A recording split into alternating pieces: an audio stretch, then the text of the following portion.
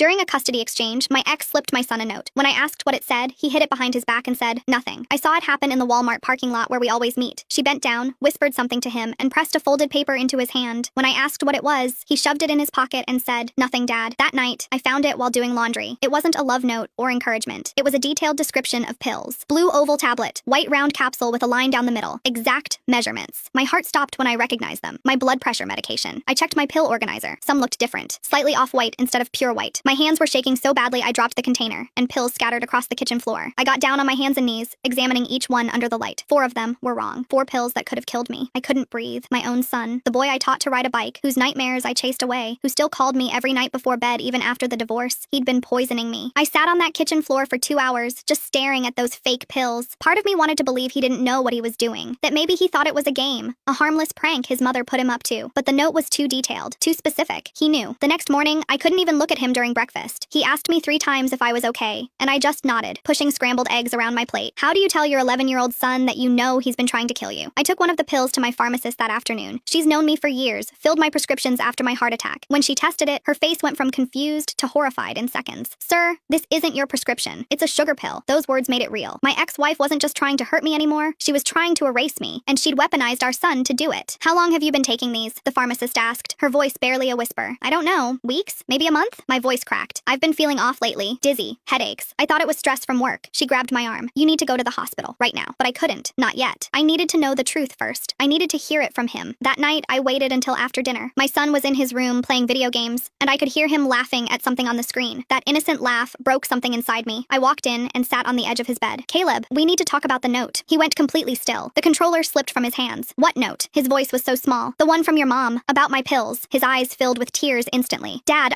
tell me the truth. All of it." And he did. The whole thing came pouring out between sobs. My ex had been sending him instructions for months. Swap 2 pills each visit. Not enough for me to notice right away, but enough to kill me eventually. My son had been replacing my heart medication with placebos she'd ordered online. "She said you'd be happier in heaven with grandma," he choked out. "That you were suffering and the pills would just let you sleep forever. She said it wouldn't hurt, that you'd just go to sleep one day and not wake up. And that would be better for everyone." I pulled him into my arms and we both cried. He kept saying he was sorry, over and over, his small body shaking against mine. "I didn't want to do it, Dad. But Mom said if I didn't help you, you'd suffer more. She showed me pictures of Grandma in the hospital with all those tubes. She said you'd end up like that if I didn't help." My ex had twisted everything. She'd used my mother's death, my son's love for me, and turned it into a murder plot. "You're not in trouble," I whispered into his hair. "You're not in trouble, buddy. You're the victim here too." I ended up in the ER 2 days later with my blood pressure at 210/140. The doctor said if I'd gone 1 more week, I would have had a massive stroke. My son's in therapy now. My ex is facing attempted murder charges, and I count every pill before I take it.